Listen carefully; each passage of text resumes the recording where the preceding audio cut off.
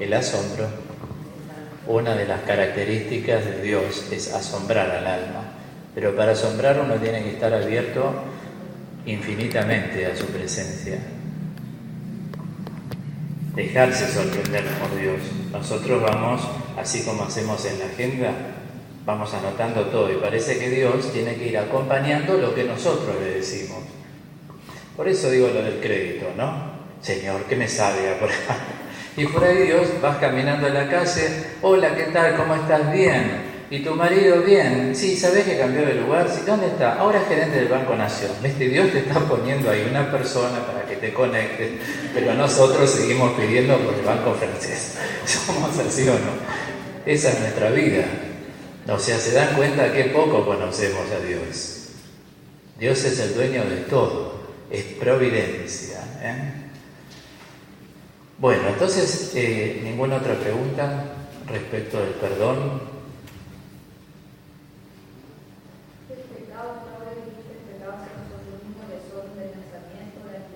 Las 4 vías de la reconciliación: los pensamientos, sentimientos y emociones, palabras y actitudes. Cuando San Pablo les decía, en Romanos 7 dice, no hago el bien que quiero, sino el mal que no quiero. Porque hay una fuerza que es alienante, sin lugar a dudas. Por eso uno dice, ¿por qué dije tal cosa? Es como que no lo querías decir, pero lo dijiste. ¿Por qué sentí tal cosa? ¿Por qué me imaginé tal cosa? ¿Por qué procedí de tal manera? ¿Cuántas veces cuando uno va al silencio se arrepiente? Bueno, es bueno arrepentirse, es signo de humildad.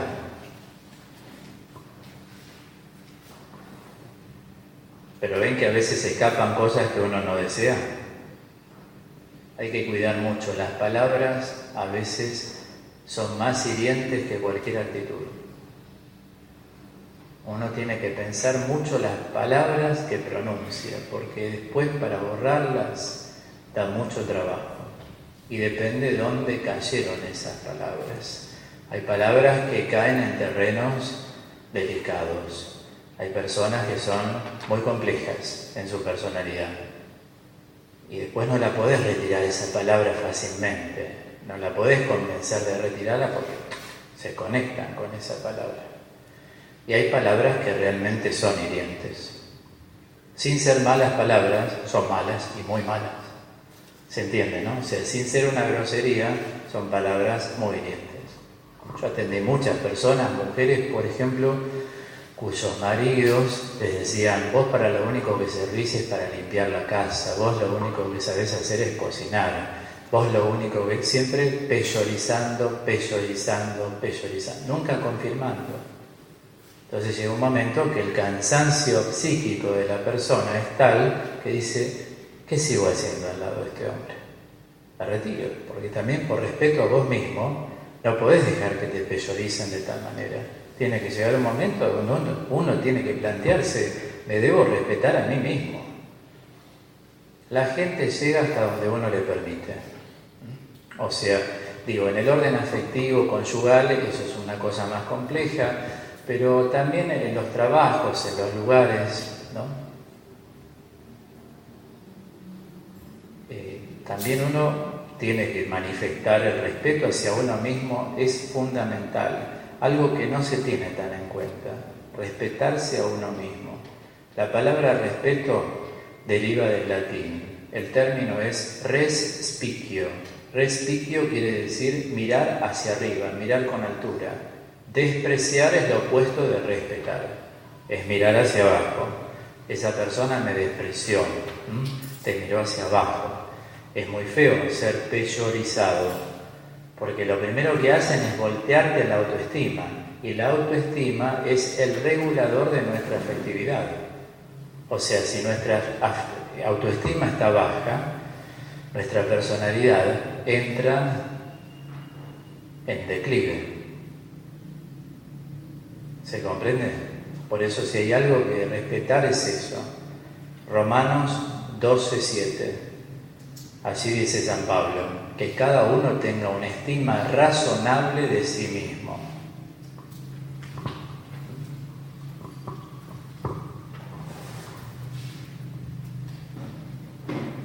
Si el nivel de azúcar en sangre no es el correcto, empezamos a tener problemas físicos.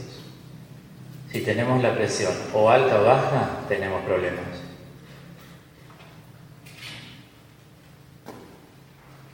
Si el nivel de autoestima psicológicamente es malo, porque hay gente que tiene el don de la persuasión, pero negativa. No la persuasión para animar y alentarte, sino la persuasión para tirarte abajo. Te peyorizan de tal manera que como tienen esa habilidad, vos incluso te lo podés llegar a creer. ¿Por qué? Porque lo único que hacen es marcarte tus debilidades. Entonces, como vos sos consciente de tus debilidades, si alguien pone el dedo sobre tus debilidades, te hunden. ¿En qué consiste el masoquismo? ¿El masoquismo en qué consiste? En infligir castigo. Infligir castigo. Existe el masoquismo social. Hay personas que pueden dirigir un grupo e infligirle castigo a un grupo. Y ese grupo está sufriendo permanentemente. Con los líderes políticos, ya lo hemos tenido como ejemplo, ¿no? En todos los países de Latinoamérica, sobre todo. ¿Por qué el tercer mundo? ¿Por qué tanta pobreza en un país tan rico? Nadie puede entenderlo. Como nuestro país tan rico tiene pobreza y uno de los niveles de pobreza más acentuados. Nadie lo puede entender, porque la razón, en base a lo que tenemos, no da para que haya pobreza.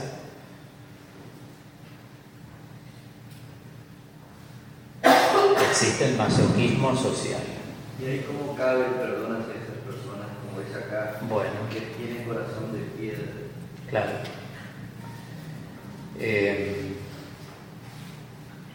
Vamos a ubicarnos en esta plataforma, ¿no? Hay pecados que son personales y hay pecados que son sociales. Para entrar en esta clasificación, hay muchas otras clasificaciones de pecado. Los pecados sociales son los pecados más graves porque afectan a los demás. Si uno interiormente no se reconcilia, como decíamos hoy, ante la bronca, el enojo, socialmente, el blanco del enojo es uno, aunque uno esté enojado con gobiernos, con gobernantes, con poderes políticos, pero el enojo uno siempre sepa, al ser portador de enojo, que el enojo ataca permanentemente, es una fuerza negativa. Jesús en la cruz dijo: Padre, perdónalos porque no saben lo que hacen. Entonces, el discípulo de Cristo tiene que adoptar el mismo criterio. La reivindicación no vendrá con los mismos, vendrá con otros. ¿Me comprendés? Sé que a algunos les costará, lógico, a todos nos cuesta cosas en la vida, pero el objetivo claro es llegar a ser como Cristo. Jesús, cuando dice perdónalos porque no saben lo que hacen, tenían a los que le pusieron la corona de espinas, al que elaboró la corona de espinas, a los que le infligieron el castigo de la manera que se lo infligieron, con huesos, con garfios, ¿no? Y pelotas de hierro con pinches. Por eso cada vez que le daban un latigazo le arrancaban pedazos de carne, y fueron alrededor de 257. Por eso es el cordero degollado, la figura sufriente del profeta Isaías. Digo, hay pueblos que padecen masivamente esta realidad, como lo sabemos, en Latinoamérica sobre todo, ¿no? Se llaman pueblos lacerados porque padecen por esto. Pero uno que sigue a Cristo no se puede quedar con el rencor, porque el rencor muchas veces genera una actitud de venganza y no de justicia. En general, cuando la gente dice justicia, justicia, es venganza, venganza. O sea, nos hicieron esto, hagámosle peor. No es justicia.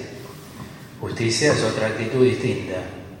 Y nos puede llegar a doler a todos nosotros eso. Por eso digo, ante los pueblos, cuando hay un pecado social, uno tiene que ser como Cristo, llegar a dar el perdón. Nos va a hacer bien a nosotros también, ¿eh? O sea, los que hirieron a Jesús, los que lo clavaron a Jesús, los que le escupieron a Jesús y los que le hicieron lo que acabo de decir, ninguno fue a decirle, perdonamos. Ninguno. Sin embargo, Él otorgó el perdón. Eso es el ejemplo paradigmático del perdón, Jesucristo el Señor. Ahora, nosotros a nivel humano podemos catalogar dar el perdón sin que te lo pidan como meritorio. O sea, una persona en general dice, bueno, en todo caso hay condiciones. Fíjense que Jesús no puso condiciones para otorgar el perdón. En todo caso, si me viene a pedir perdón, lo o la voy a perdonar. Pero hay un condicional. Si me viene a pedir perdón, lo voy a perdonar. El perdón es meritorio cuando uno lo otorga a la gente sin que ellos te lo pidan. Porque hay personas que están satisfechos con lo que te hicieron. No es que vos se los otorgás porque los ves arrepentidos y como que no saben cómo pedirte perdón, sino que ellos son conscientes de lo que te hicieron, no les interesa pedirte perdón jamás, porque se gozan de eso que te hicieron. Y a pesar de eso, uno debe entregarles el perdón. Porque vos te liberás. La persona tendrá esa carga negativa, aunque esté satisfecho. Hay gente que está satisfecha. Te hacen algo y gozan de eso que te hicieron. Jamás te van a pedir perdón. Por eso también, en varios retiros que di sobre el perdón, dije, tengan cuidado, no se pasen la vida juntando las manos pidiéndole a Dios, Señor, te pido que le cambies el corazón, que toques el corazón. Porque si las personas no quieren, Dios, si hay algo que no ha hecho en la historia de la humanidad, ¿saben qué es? Avasallar la libertad. En toda la historia bíblica, Dios hace un respeto especial por la libertad del ser humano. No la avasalla y la toma como propia. Deja que el hombre proceda, porque de acuerdo con eso va a ser nuestra vida acá y allá. Acá y allá. La capacidad de amar, eso es capacidad de amar. Uno ama como Cristo amó cuando sabe perdonar. Desde tu experiencia personal, le entregás el perdón.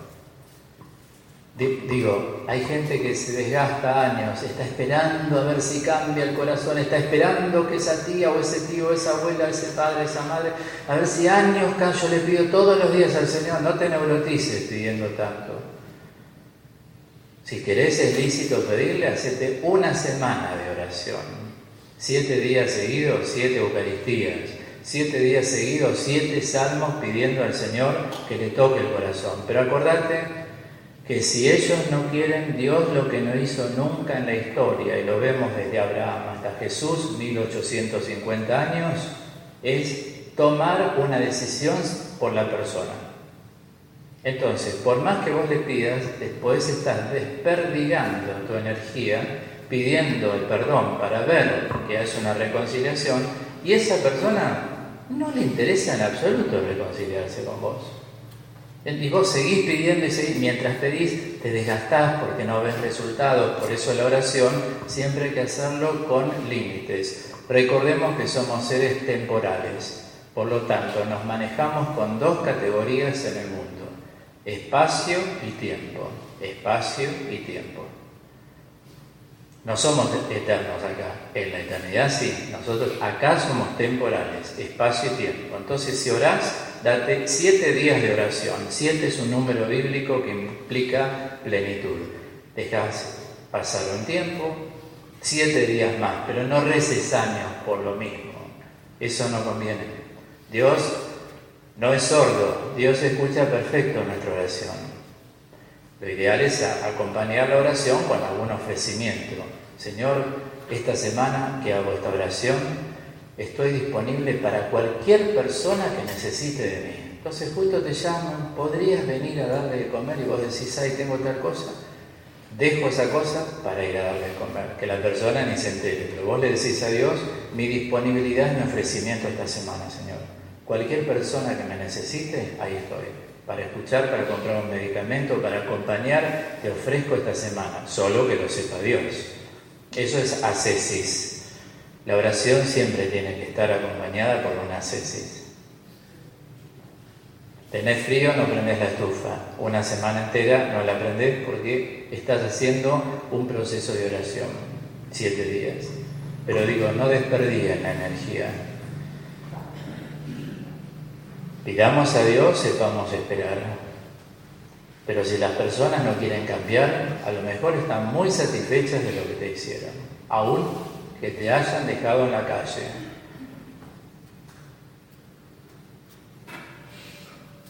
Atendí un caso y con esto lo cierro el tema, excepto que tengan una pregunta. Esto lo atendí varias veces, con unos matices más o menos, pero varias veces. Personas que no entendieron por qué los padres hicieron diferencias. O sea, cuando los padres tienen más de un hijo, más de 2, tienen 3, tienen 4, tienen 5, los hijos siempre miran a los padres y empiezan a hacer comparaciones. ¿Por qué a ella le ayudó, a mí no tanto? Pero ¿por qué lo favoreció? No estoy de acuerdo. Yo soy tan hijo como ella, como él, como la otra. Entonces, claro, pasan los años, los padres mueren. Nunca entendí, pero en el fondo te quedó lo que se llama el rescoldo del odio. Te quedó rescoldo del odio, que son como esos vestigios de odio que andan dando vuelta en tus emociones.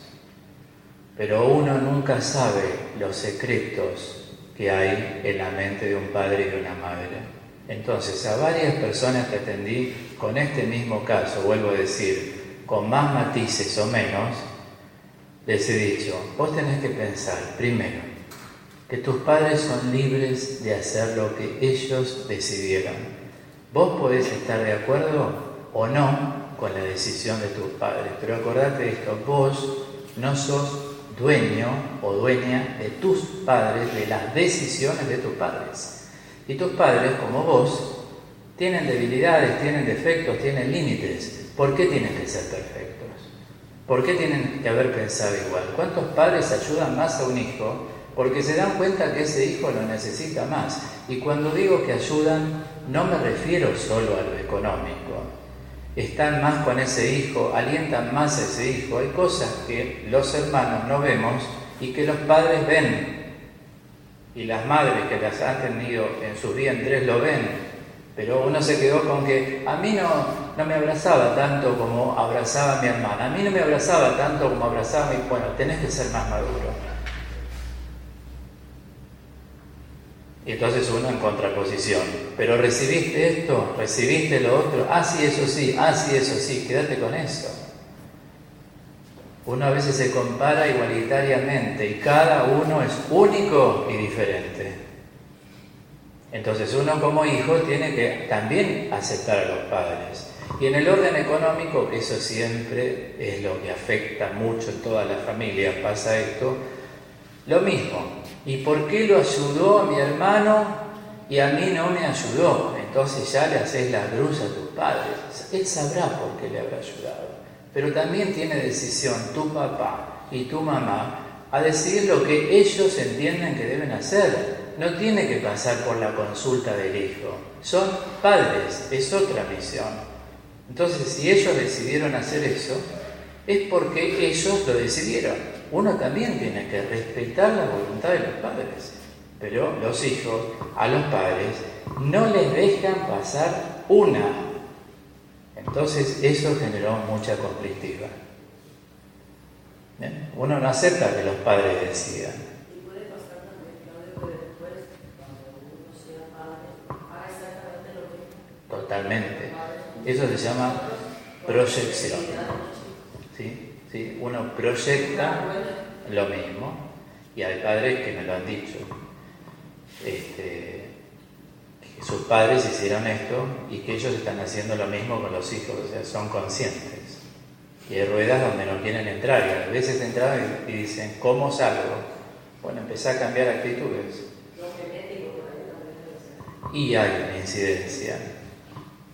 La carga genética siempre hay que tenerla en cuenta. En las familias existen los estereotipos. Hay familias donde se repiten los estereotipos. Entonces tuvieron este modelo de familia y los hijos siguen esto, y por ahí se juntan lo más probable con gente que sigue ese ejemplo, porque es difícil que una persona se case con alguien que no está de acuerdo con el modo de pensar, ¿no es cierto? O sea, es un efecto calecita, va dando vuelta como una rueda. Bueno, ¿cuántas cosas pudimos abarcar, no es cierto? Pero cuando salen, por algo salen, ¿no es así? ¿Alguien más le quedó alguna pregunta? ¿No? Tomamos entonces. Sí, hermana.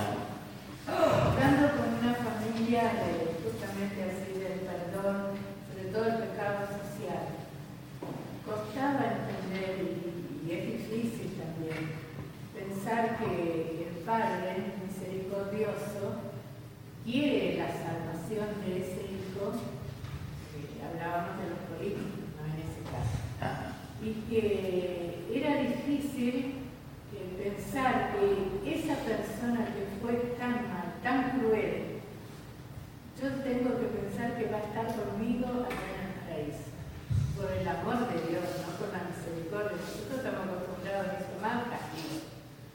Entonces, qué difícil que es entender, comprender, solamente partiendo del amor, de la ternura del Padre, que no quiere que nadie se pierda. Tal cual. Pero qué difícil es, cómo cuesta esto. Y sí, entender. Si uno no tiene un trabajo espiritual hecho, o sea, si uno no se ocupó de construir su espiritualidad, cuando vienen estas cosas, uno las vive mundanamente. Y uno dice, ¿cómo yo voy a estar? Que hizo tanto daño, que mató, que fue, ayer hablábamos mucho de los orígenes también, que todo eso, dice, ¿cómo yo puedo pensar que esa persona va a estar conmigo allá en el cielo? Claro. Es difícil, ¿no? Ahora, lo que sucede es que la gente en el cielo lo ve como una casa. O sea, que entra todo por lo más imaginario, ¿no? No ve el cielo como presencia de Dios.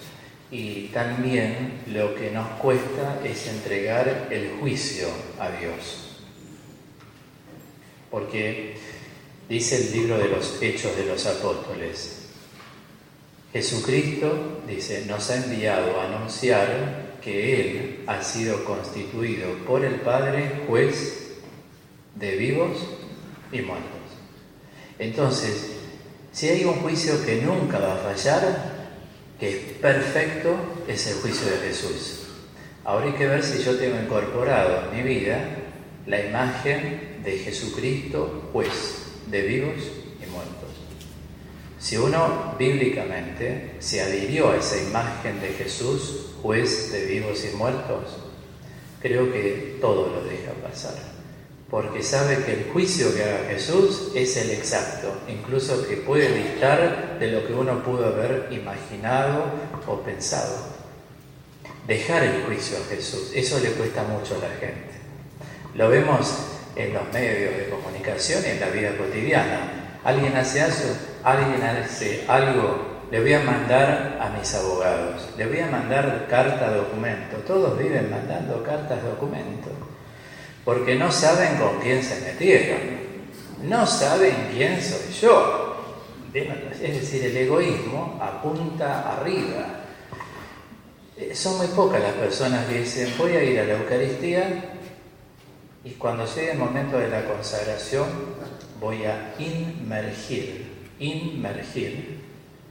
esto que me está pasando en el cáliz de Cristo, porque la sangre de Cristo tiene poder, lava, cura, bendice, purifica. Y le voy a entregar el juicio a Jesús. La imagen de Jesús juez casi nadie la menciona, porque no se habla de esto. Y te deslindás. Las personas quieren justicia por manos propias. ¿Viste? Todo mal vuelve, mirá lo que le pasó, mirá lo que... Es como que se gozan de eso, no te goces de eso porque tu alma se enferma. Hoy decíamos con las chicas allá atrás, estábamos conversando que hay que pensar en la dimensión en la que estamos, en la tierra, y también en el cielo. Por eso hay que embellecer la vida interior. Si uno no se ocupa de su alma, ¿cómo entra la eternidad? Pero también cómo vive la tierra.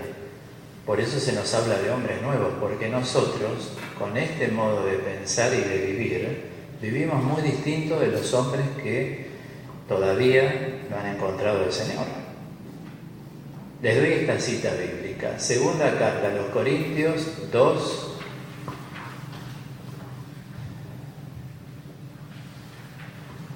4, ¿no? Hasta el 14 se puede leer todo. San Pablo ahí dice: para el hombre natural todo esto es locura. Claro.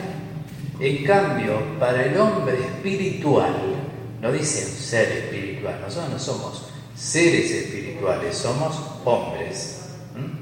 Somos hombres, es decir, falibles, vulnerables, limitados. Nada nos extraña a nosotros porque somos proclives al desorden. Para el hombre natural todo esto es locura. Claro, es un modo de vivir y de pensar. En esto se nos distingue en el cristianismo, sobre todo por la forma de vida, distinto de los demás. Otros dirían, yo lo agarraría del cogote, un italiano le daría un schiaffo, ¿no?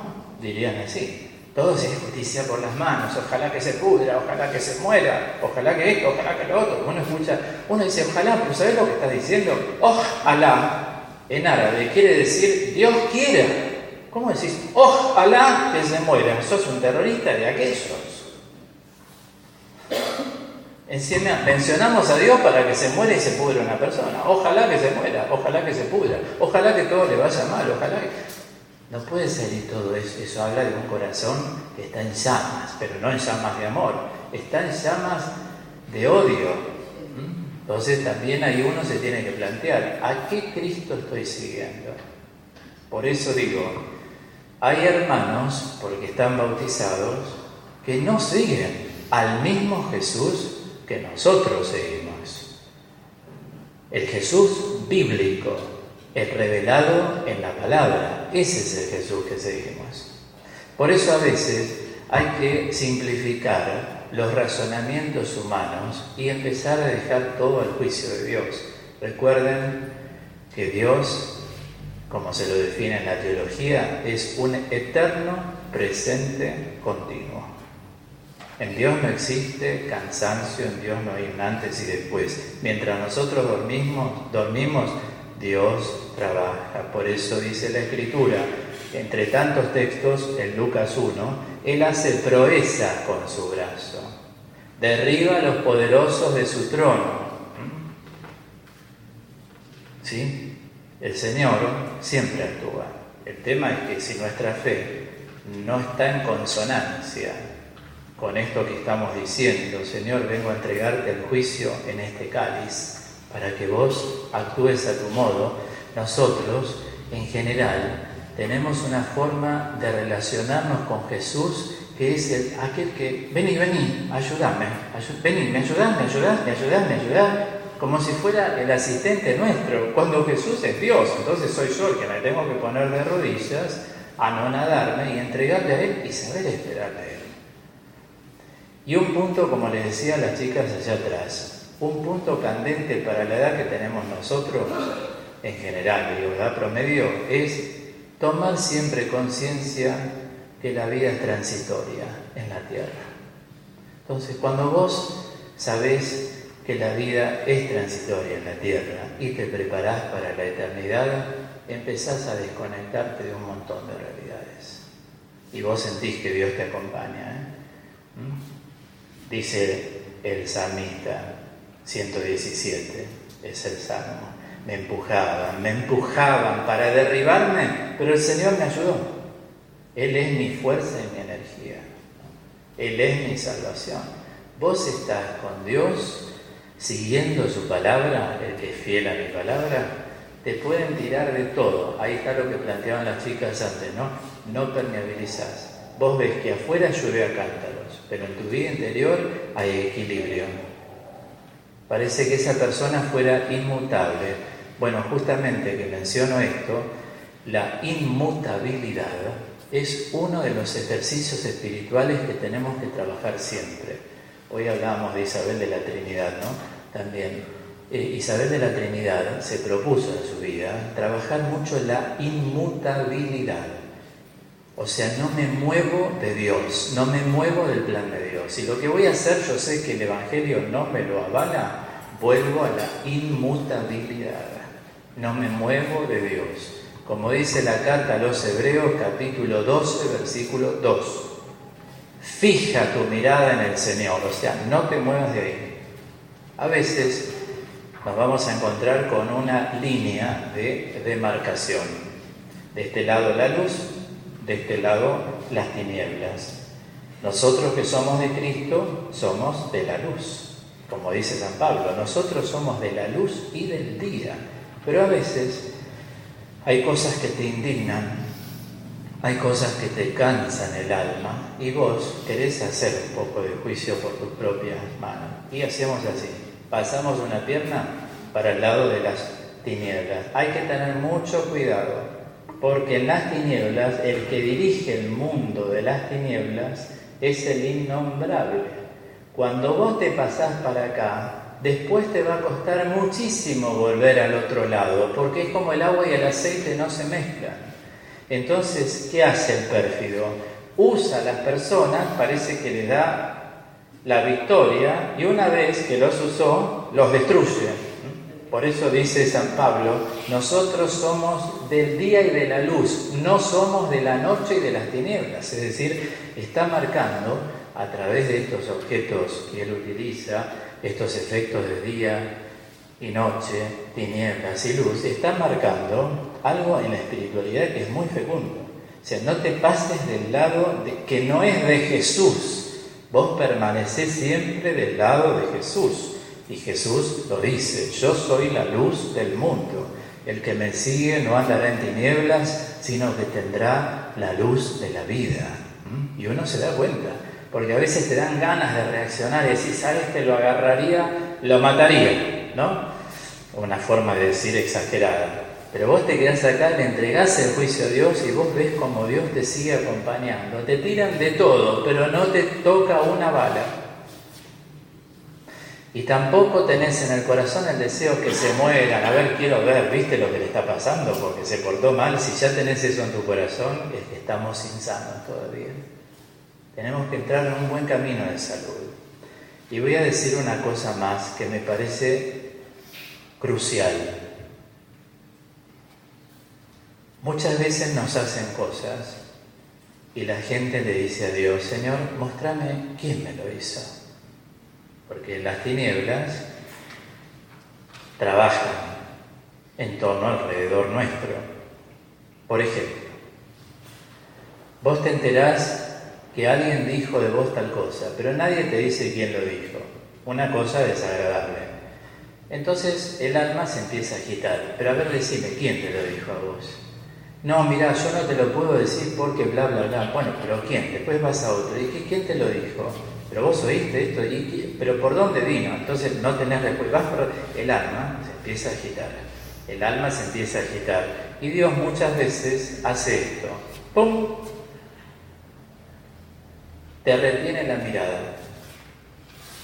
La retención de la mirada es para que vos no te llegues a afligir ni a enfermar de quienes te pudieron estar haciendo esto. Y nosotros empezamos, Señor, mostrame quién fue, que yo vea. Nuestra oración es así. Y Dios te está diciendo, nunca te lo voy a mostrar. Porque si te llegas a enterar, te pueden pasar cosas que te van a dañar interiormente. Eso también hay que saberlo. Uno tiene que aprender que cuando a Dios le pedimos algo y la respuesta de Dios no es de acuerdo con lo que le pedimos, es que Dios nos está cuidando, nos preserva la visión. Entonces no insistas en enterarte. Agua que no has de beber, déjala correr. O en otro ejemplo, una cuñada, sabés que habló mal de vos. Y vos decís, ¿de dónde saca esto? Yo la voy a llamar a mi cuñada, no te atiende. Le dejas un mensaje, no te atiende. No, me voy a ir a la casa, la tengo que ver cara a cara. No lo hagas. ¿Por qué no lo hagas? Tenés que ser inteligente. Una persona que habla a tus espaldas no es de la luz. Porque la gente que es de Dios te habla cara a cara. Vos decís, bueno, qué carácter que tiene o qué forma, pero te lo dijo a vos, no anduvo por atrás haciendo comentarios. El que habla por atrás no es de la luz, y si vos sos de la luz, estás pasando para las tinieblas. ¿Cómo pensás que una persona que habla por atrás te va a decir la verdad? Nunca. Se irán por las ramas, te van a desviar, te dicen que eso no dijo, que ella en realidad quiso decir que dijo, que no dijo, que es algo de lo cual nunca te vas a enterar. No vayas detrás de alguien que habla a tus espaldas. Déjale el juicio a Dios, vos seguís caminando tranquilo. Como decía San Ambrosio en el siglo IV, que fue el gran medio que Dios, instrumento que Dios usó para San Agustín, para su conversión. San Ambrosio decía, la conciencia es el primer vicario de Jesucristo.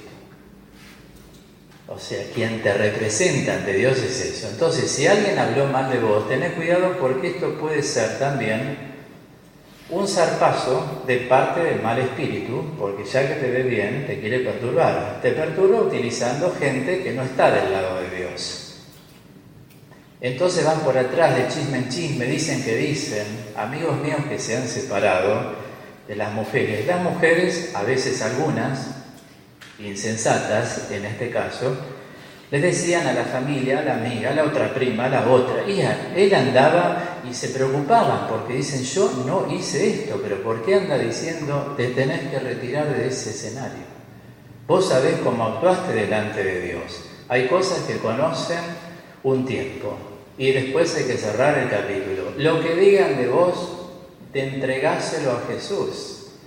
No estés detrás porque eso te va a hacer mal, te va a fatigar el alma y vos en esa búsqueda de que hablen bien de uno, que las cosas no fueron así, que hay que aclarar, te desgastás y todos se enferman, todos caen enfermos de una cosa u otra, porque después, cuando el peso psíquico no se puede mantener, se llama neurosis somatógena.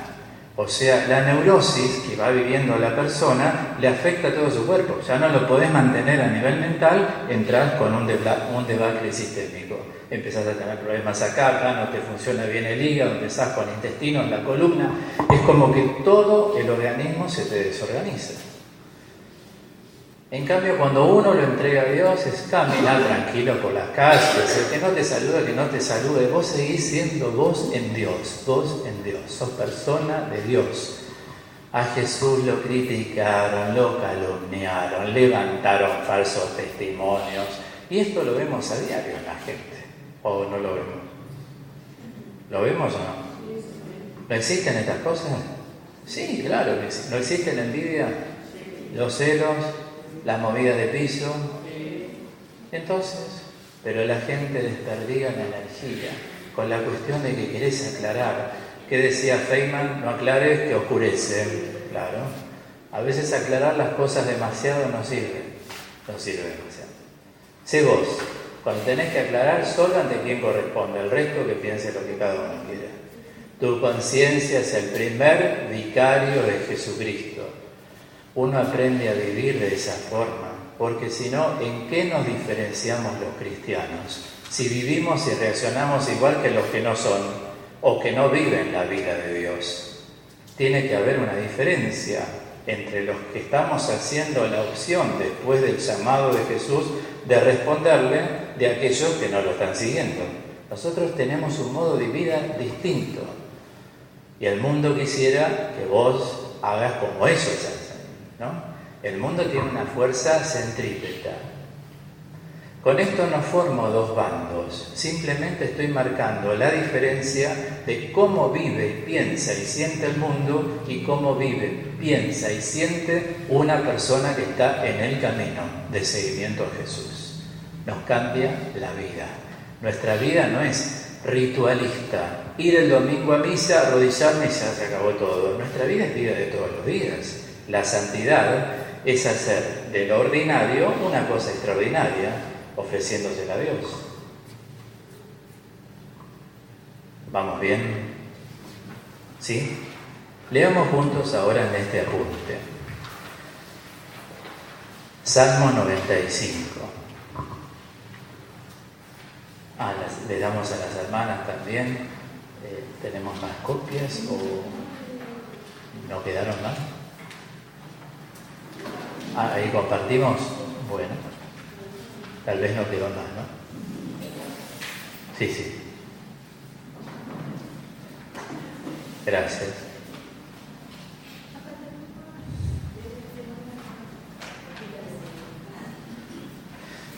Muy bien. Salmo 95. ¿Vamos juntos? Doblemos la rodilla ante el Señor que nos creó, porque Él es nuestro Dios, y nosotros el pueblo que Él apacienta, las ovejas conducidas por su mano. La exhortación entonces es doblemos la rodilla. Y acá comienzo a escribir estas palabras. Cuánto bien al alma hace el hecho de poder detener los ruidos de la vida en medio de nuestros desafíos para intentar coherentizar los niveles de nuestro yo, a saber, el nivel psíquico, biológico y espiritual.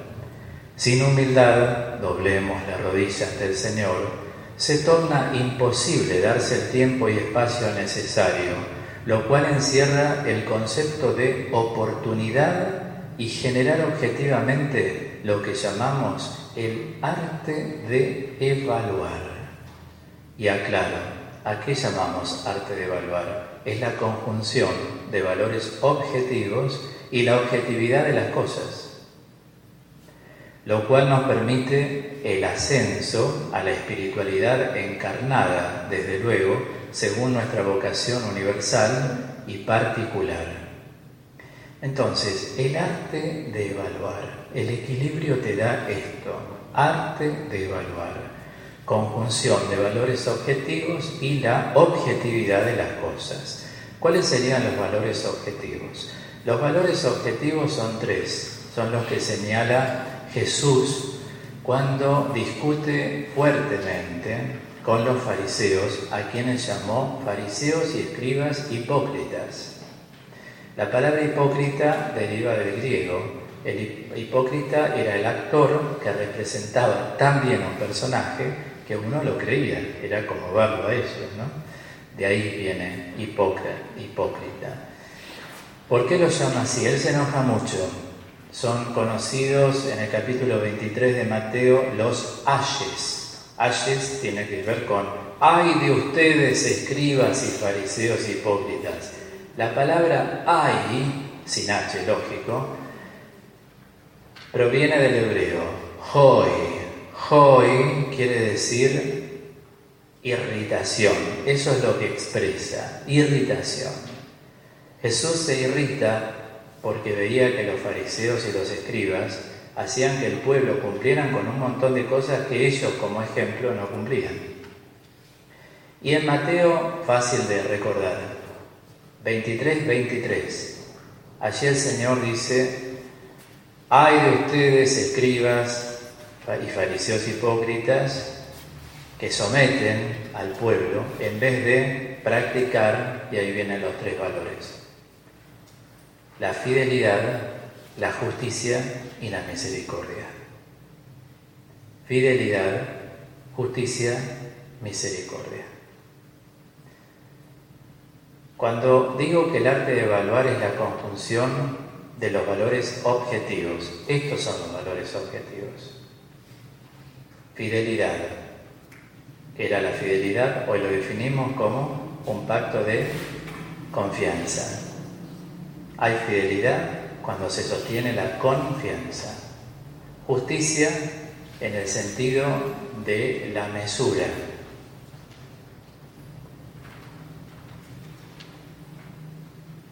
Y misericordia como capacidad de comprensión de los límites humanos.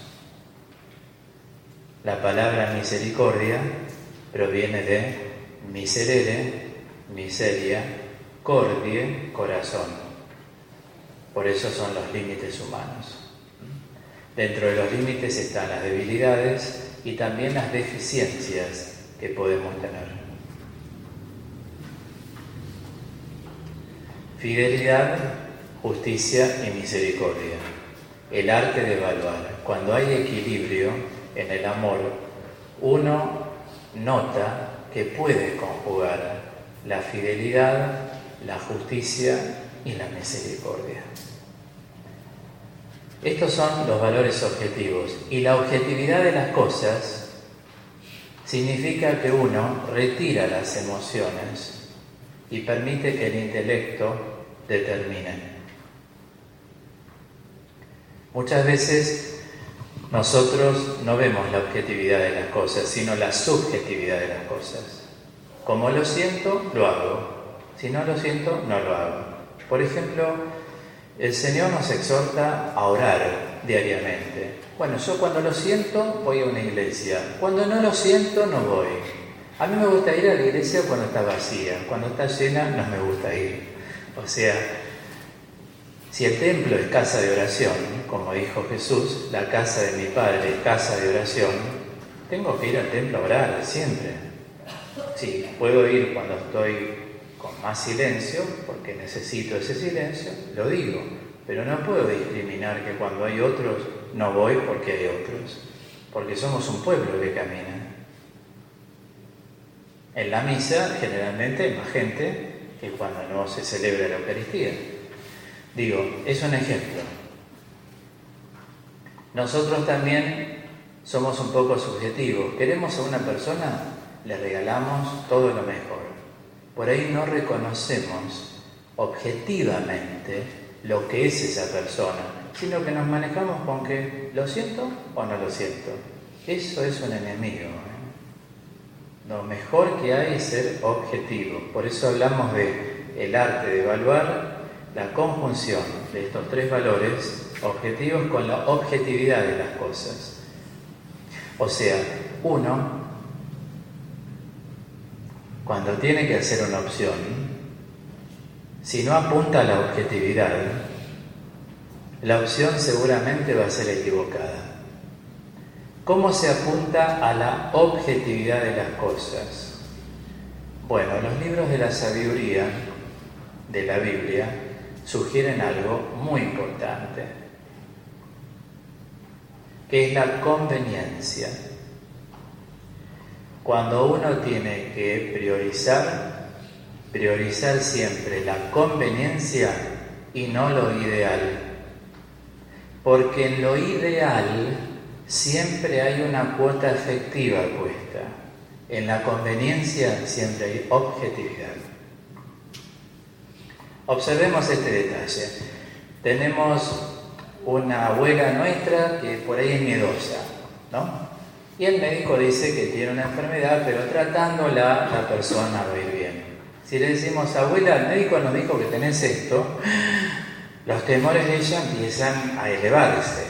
Y los temores no es una cosa sencilla, porque todo temor es una trepidación de la mente. O sea, la mente sale del equilibrio. Por eso se declara un temor. Mientras hay equilibrio, no hay temores.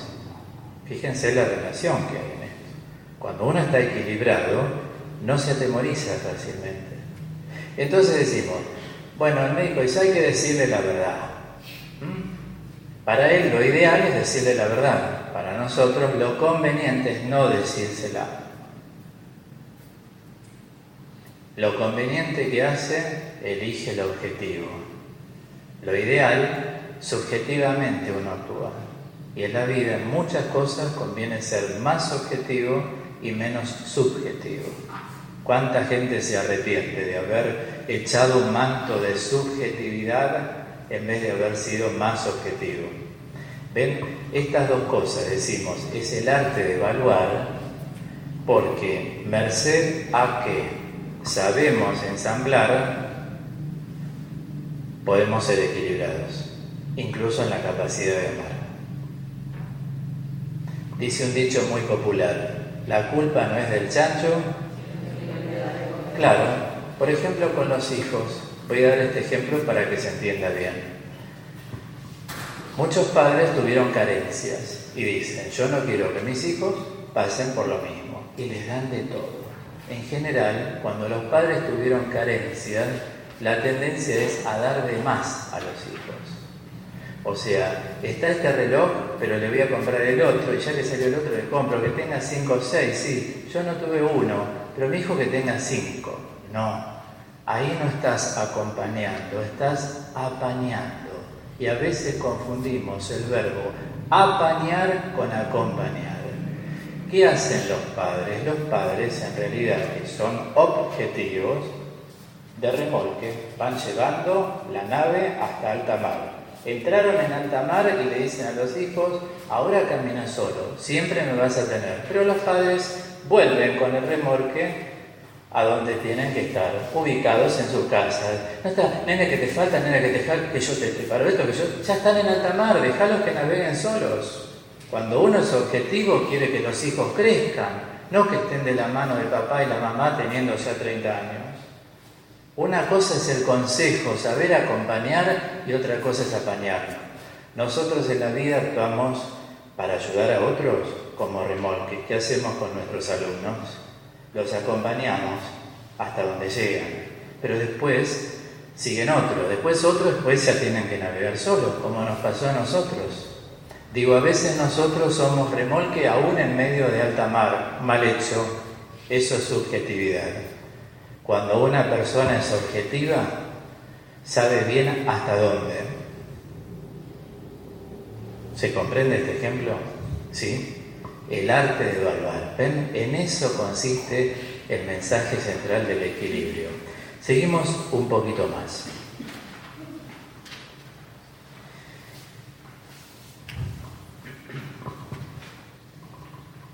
Poder juntar la flexibilidad mental, espiritual y el juicio.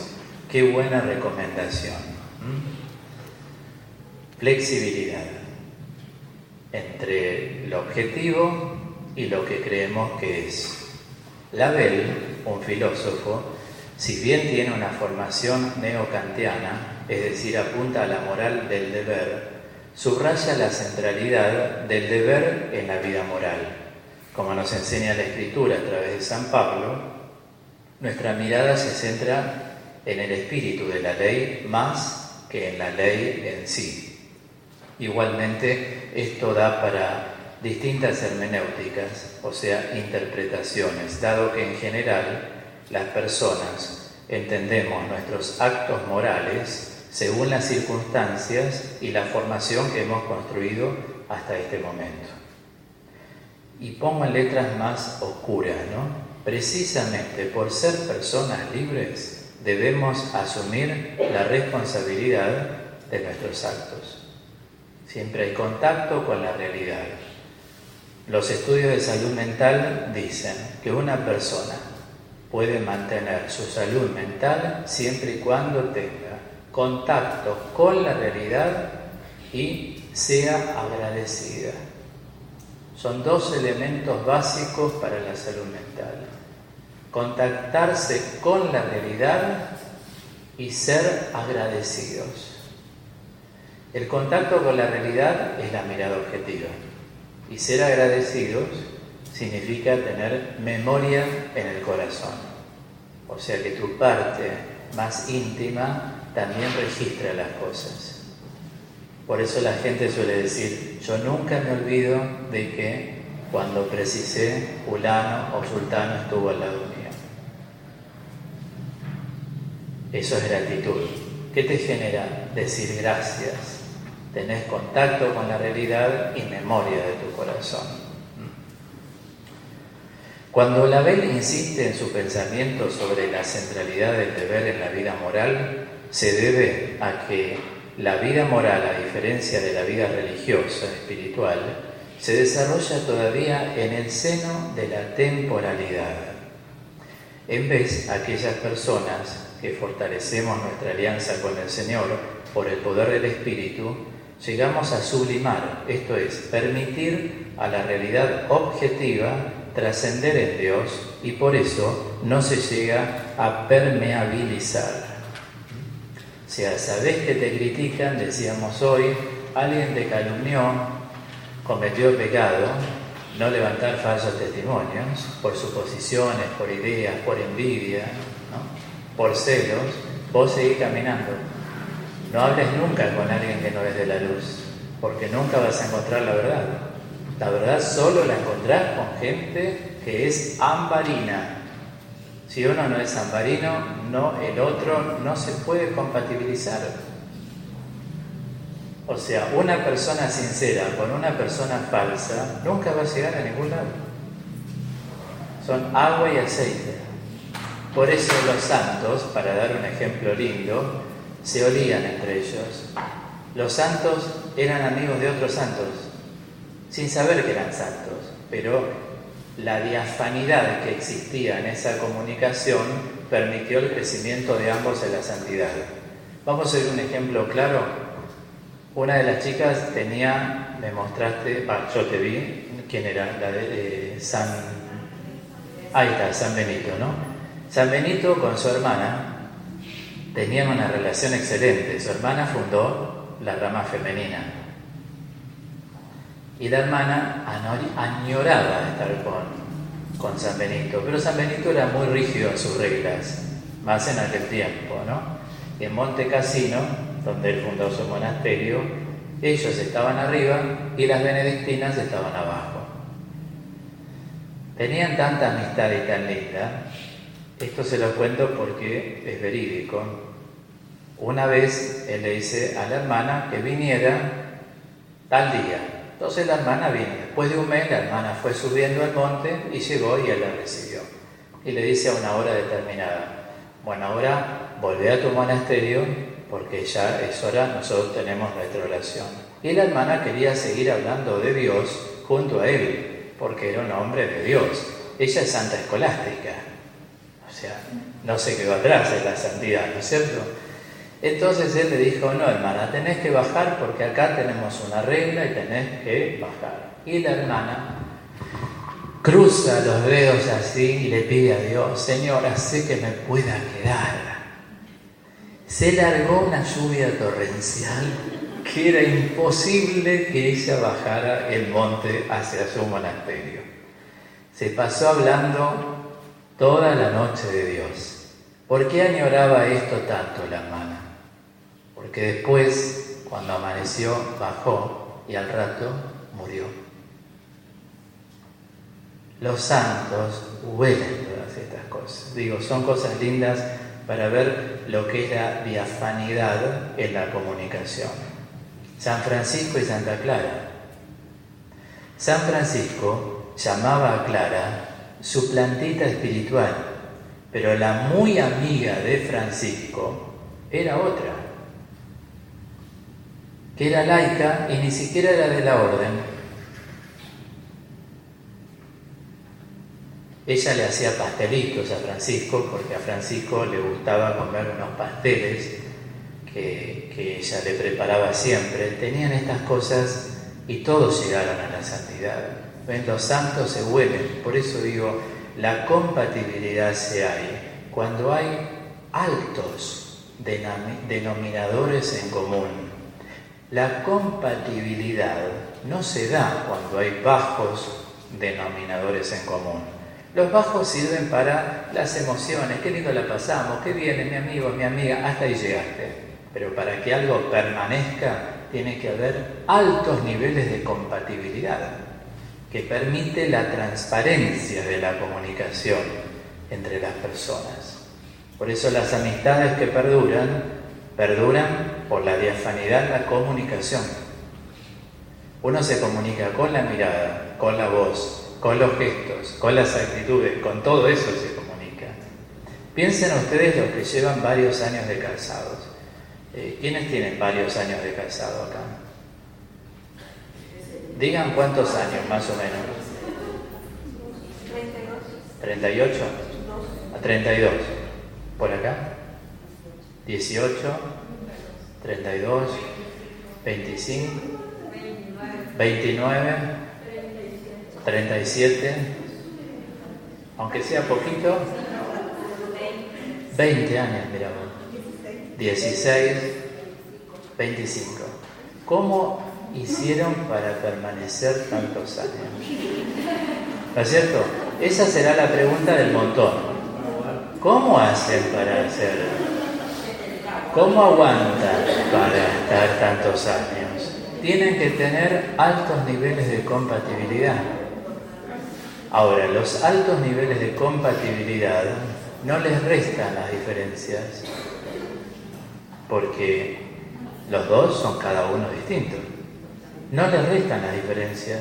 ¿Qué hacen con las diferencias? Las integran, pero tienen altos niveles de compatibilidad que permiten diafanidad en la comunicación. No se olviden de esta frase, ¿no? Por eso insisto y la repito, diafanidad en la comunicación.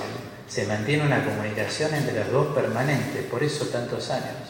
Las diferencias es lo de menos, se integran y enriquecen también porque uno se hace más tolerante, uno aprende a vivir de otra forma, el yoísmo de uno se depone un poco, ayuda. Por eso se habla de la sacramentalidad del matrimonio, o sea, el matrimonio es camino de santidad. Los padres de Santa Teresita, Celia y Luis, de quienes soy muy devoto, son laicos. ¿Qué matrimonio? 9 hijos tuvieron, se les murieron 4 de este matrimonio. Los 4 varones se murieron. Las 5 mujeres se fueron haciendo monjas, pero por vocación. La última fue Teresita de Lisieux. Y el padre, cuando lo llevan en silla de ruedas, que ya no daba más, porque una hermana de ella quiso entrar antes que Teresita, pero a Teresita la vieron con tantas ganas de entrar al Carmelo que la hermana le dijo: entrá vos, yo el día que papá no esté, sí puedo entrar yo. De ser una familia tan grande, quedó una hermana cuidando al papá. Y lo lleva cuando ya estaba muy mal. El padre estaba así, y las 4 en la clausura por la reja lo miraban. Teresita le dice: papá, claro, porque no lo podían ver tan seguido. Y él estaba sentado y no hablaba. Y entonces Teresita, arrimada a la reja, le dice: nos vamos a ver pronto. Y el padre, casi no pudiendo hablar, le hace así: en el cielo, hija. O sea, a mí se me pone la piel de gallina. Son almas santas. Él fue un padre que tuvo 9 hijos. La madre murió de cáncer en el útero. Cuando ya estaba embarazada de Teresita, la tuvo a Teresita, al poco tiempo murió. Él como varón se tuvo que hacer responsable, se le murieron 4 varones, 5 mujeres a cargo. No llegan a la santidad porque sí, pero se dan cuenta cómo el matrimonio es camino de santidad. Para los que tienen esa vocación, es camino de santidad. Aunque una parte puede no saberlo, porque a veces se vio en matrimonios que una parte es muy de Dios y la otra parte sí cree a su modo, más o menos, pero no es que está tan comprometida en el camino. En este caso los dos estuvieron muy comprometidos. Quiero decirles, qué maravilla, ¿no?, apreciar eso, que todo ese esfuerzo compartido, esa construcción que están haciendo en el matrimonio día a día, los conduce a la santidad a ustedes. Esto es algo maravilloso. Y cuando no se dieron así las cosas, porque en la vida esto es de a dos. A veces hay una falla, hay que separarse, hay que ir por otros caminos. Dios tiene sus caminos también. En otras oportunidades hay santos que también se han separado. No llegaron a la santidad, digamos, canónica, pero lo importante no es la santidad canónica, lo importante es la santidad bíblica, o sea, completarse en Cristo. La Iglesia después pone la canonicidad para que las personas tengamos cada vez más modelos de que es posible llegar a la santidad como camino de integración en Cristo. ¿Se comprende? ¿Sí? Damos vuelta a la hoja. Vamos a tomar desde la mitad de la hoja. Siempre traigo escritos para que todos en sus casas, cuando lo deseen, puedan volver a los escritos y tener la introducción, desarrollo y conclusión bien explicitada. Nosotros vamos a tomarlo desde ahora bien. ¿Lo encontraron? Ahora bien, a la luz de Cristo, los cristianos estamos llamados a no anclar nuestra mirada en la tierra, sino en la eternidad, como en un espejo, enseña Santa Clara de Asís, que es la fiel resonancia de las bienaventuranzas. O sea, Jesús dice, bienaventurados los que acá tal cosa, porque allá tal otra. ¿No es así? Por eso, así dejamos esclarecidos los dos planos de reflexión. Primero, el específicamente humano. Nosotros pensamos como personas, sentimos como personas, decidimos como personas. Y el segundo plano, evangélico escatológico. ¿Qué quiere decir esto? Que pensamos acá en función de la eternidad. Porque los cristianos, más que hablar de la muerte, hablamos de la vida eterna. Es decir, no nos podemos llamar cristianos si no creemos en la vida eterna, porque el cristianismo, con el Señor a la cabeza, nos conduce a la vida eterna. Este espacio que estamos teniendo hoy nosotros es un espacio consagrado, o sea, Dios se hace presente, está santificando nuestro tiempo. Y todo lo que estamos oyendo y compartiendo nos está abriendo para la eternidad, estamos embelleciendo el alma. Fundamental tenerlo, fundamental. Sigo allí. Ciertamente el equilibrio es lo que nos aporta la flexibilidad. Una persona equilibrada es flexible. Agrego, sabemos por experiencia de la vida que sin flexibilidad, a veces extraordinaria, no podemos alcanzar el éxito, lo que en el lenguaje paulino llamamos la victoria, la cual dista de nuestra propia voluntad y sí se apoya en la divina. En el orden humano podemos citar el enojo, al cual ya me referí. Es una emoción engendrada en nosotros. Experimentamos enojo, o en algunos casos cólera, cuando comprobamos que otro organismo intenta invadir nuestro territorio geográfico o psicológico, o cuando trata de someternos de una u otra manera. Esa emoción nos lleva a devolver el golpe, que sería un cierre de lo que es el enojo. Y acá está lo que me preguntaron, qué cita era del enojo, está acá mismo, ¿no? Bueno, acá menciono dos cosas. A Pablo cuando dice, nos aprietan por todos lados, pero no nos aplastan, porque Dios no permite que seamos aplastados. Y lo de Efesios 4:26, si se enojan, no se dejen arrastrar al pecado. Aquí la palabra de Dios nos advierte que los centros superiores del cerebro, el juicio, pueden regular los centros inferiores, que son las emociones. Y vamos a leer juntos lo que sugiere 1 Pedro 5:7. Descarguen en él todas sus inquietudes, ya que él se ocupa de ustedes. Es decir, entregar el juicio a Dios. Hoy decíamos acompañar 7 días de oración o 7 Eucaristías, inmergir en el cáliz de Cristo, alguna preocupación o inquietud que tengamos para que el Señor juzgue sobre eso y no nosotros, porque podemos equivocarnos. Entonces diríamos, pero entonces nunca podemos hacer un juicio. No, acá viene la diferencia. Una cosa es evaluar y otra cosa es juzgar. En general, estamos acostumbrados al verbo juzgar. Juzgar, tenemos que juzgar como discernir. Pero en realidad, el verbo propio para los seres humanos es el verbo evaluar. Tengo que evaluar esta situación, porque uno, en base a lo que evalúa, decide.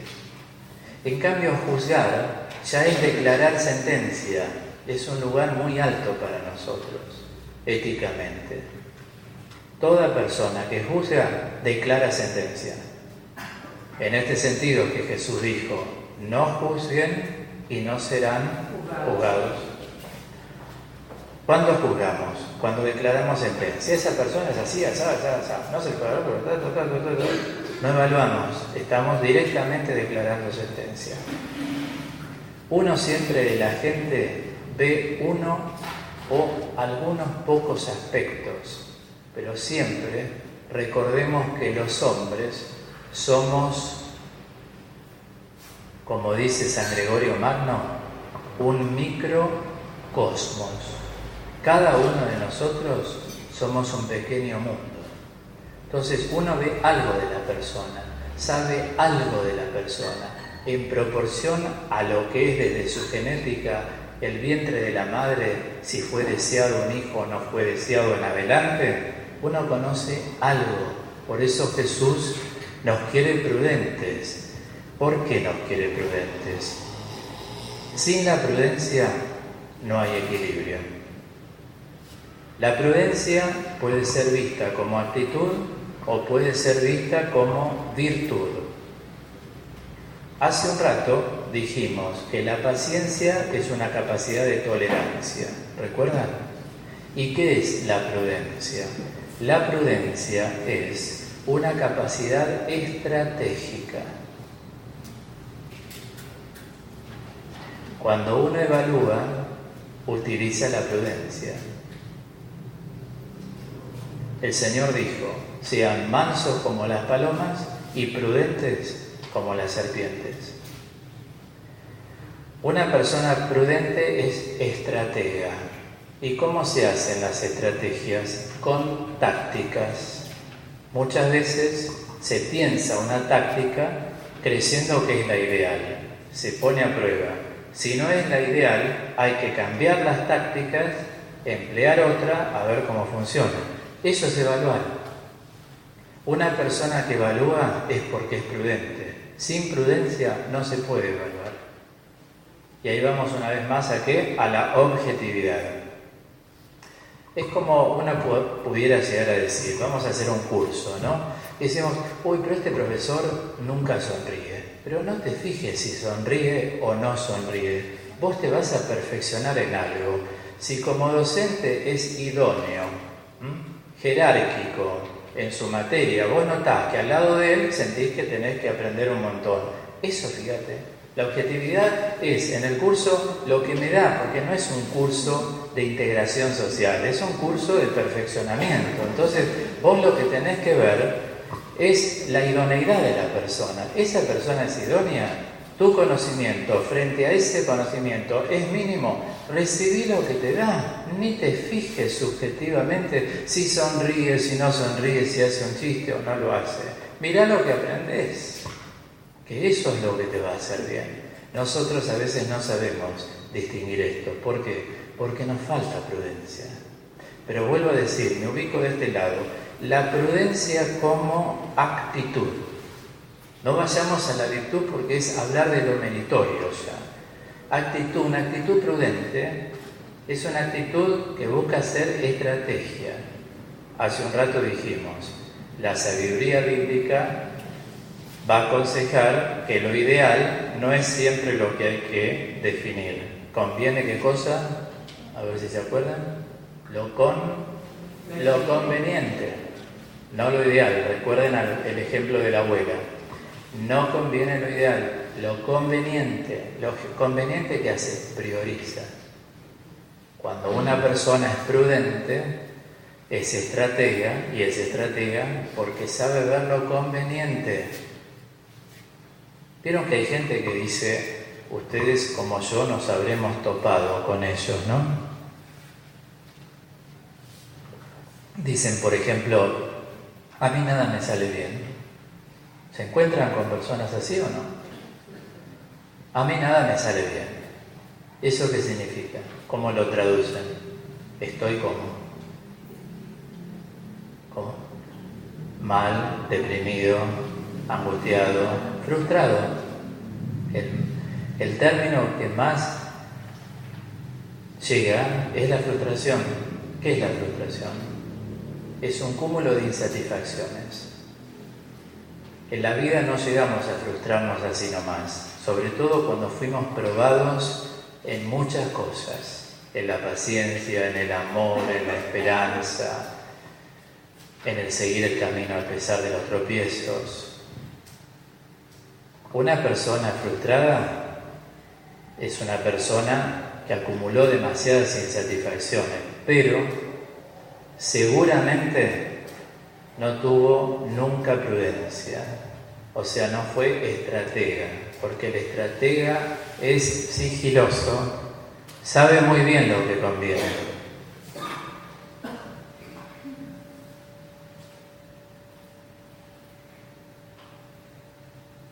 Optar por lo conveniente, recuerden, cuando tengan que discernir en el aspecto de evaluar, opten por lo conveniente, que nunca les va a ir mal. Cuando uno analiza con la gente que dice, nunca me sale nada mal, últimamente todo me va mal, no pego una, etc., uno lo lleva para atrás, porque si no atacamos la causa, los efectos van a continuar. Y uno lo lleva atrás. ¿Y cómo procediste en esto? Y te das cuenta que todo fue por impulso. Yo lo siento o no lo siento, lo siento o no lo siento. Deja un poquitito los sentimientos y emociones de lado. Sé objetivo. Lee lo que te dijo esta persona. Analizá, ser más analítico. La objetividad. ¿ven?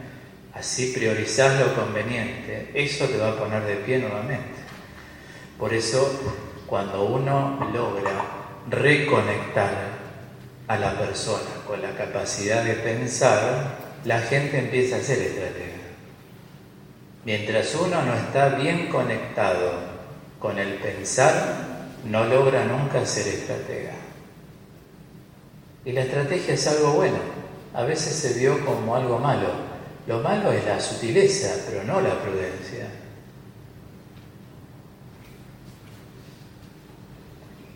Una recomendación casi final, porque ya estamos cerrando, es juntarse con personas que saben abrirse caminos en la vida. Ustedes miren en su entorno, ¿quién supo abrirse caminos en la vida? Pónganse al lado de esas personas, porque solamente de verlos mover, a uno le va dando el impulso para ser como ellos. En cambio, si vos no tenés personas que supieron abrirse caminos en la vida, estás todo el día al lado de gente que hoy le duele acá, mañana le duele allá, qué mal que estoy, la vida es un caos, ¿para qué seguir viviendo? Y tenés todo un núcleo a tu alrededor que es así, acordate que de a poquito te van apagando. ¿Hay que ayudarlos? Sí, pero hay que ser objetivos. Es como el terapeuta o el médico. A mí me pasó en la dirección espiritual. Si yo absorbo los problemas de cada persona, después de 2 años yo no puedo atender a nadie. Entonces, ¿qué trazo? Distancia psicológica. La distancia psicológica hace que uno conserve siempre la objetividad del planteo. Uno no se involucra efectivamente. Solo así se puede ayudar. Si un terapeuta va a tomar el lugar del paciente, termina siendo el paciente casi terapeuta del terapeuta. O sea, con los alumnos los acompañamos, pero no podemos absorber todos los problemas que tienen los chicos en la familia. ¿Qué hacemos? Los acompañamos. Ese es un verbo excepcional. Acompañar. Es mucho. No podemos tomar como propio y siempre tengamos cuidado porque hay personas que inconscientemente, vamos a verlo del lado bueno, te dan los problemas como son amigos tuyos, toma, resolvémelos vos. Como sos idóneo, como sos una persona, no, porque si tenelos vos los problemas. Tenelos vos, con tenelos vos, yo te voy a ayudar a llevarlos los problemas, pero no me los tires como propios. Les digo algo que es sencillo. Yo tuve que levantar de tierra a muchas personas. Padre, mi padre, amigos, son momentos fuertes, para no entrar en detalles. Y a una amiga que murió, cuando fui a verla al cementerio a hacer una oración, veo que el jardín todo cortado, como abandonado, vi una placa y no me gustó. Le mandé a hacer un jardín y se lo mantuve yo 5 o 6 años.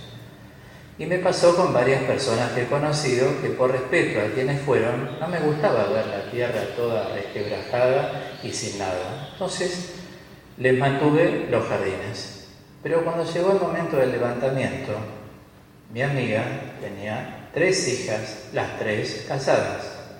Entonces el cuidador me dice, bueno, ahora tiene que venir para el levantamiento. No, yo no voy a pasar levantando muertos. O sea, ya lo vengo haciendo con muchos, pero no es algo que es común que una persona levante y vos te encuentres con lo que hay que encontrarse hoy hasta la eternidad, ¿no es cierto? O sea, uno se tiene que cuidar o no. La gente, con tal que lo haga otro, y yo no paso por ese momento, te lo deja. Le dije al cuidador, no. Yo mantuve esto como un gesto. Si ella no tuviera a nadie, yo vengo y yo levanto. Vos llama a las hijas, te voy a dar el teléfono, las hijas se tienen que presentar acá. 3 mujeres, 3 varones que vengan acá y se van presentes en el levantamiento de la madre. Le hicieron una hermosa lápida de mármol y después no iban nunca. Dije, no voy, es decir, que Claudio la levante a mamá. No era con mi amiga, lógicamente, como lo hice con otros amigos que no tenían a nadie, fui yo y levanté yo.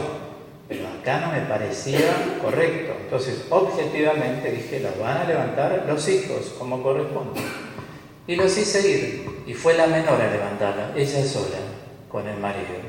Me llamó, dijo, Claudio, gracias por todo lo que hiciste por mamá, vamos a ir, porque le puse un mensaje. Te llamó el cuidador del cementerio para que supieran a ver si lo hacían. Quiero decir, a veces las personas nos tiran la responsabilidad a nosotros y yo digo, qué aliviar, pero cuidado de no agarrarlo, porque después te involucras y perdés la objetividad. Eso quería mostrar. Bueno, siendo fieles al horario, yo les dejo a ustedes para que lean todo el resto en sus casas. ¿Se animan? Bueno, ¿cómo se han sentido? ¿Tocados? ¿Hay que remover algunas partes, algunas cosas? Seguramente sí. ¿Tienen apetito? ¿Ahora? Bueno, mañana cuando estemos juntos vamos a hacer un rato también de oración en la capilla junto al Santísimo, para dividir en 2 bloques este encuentro.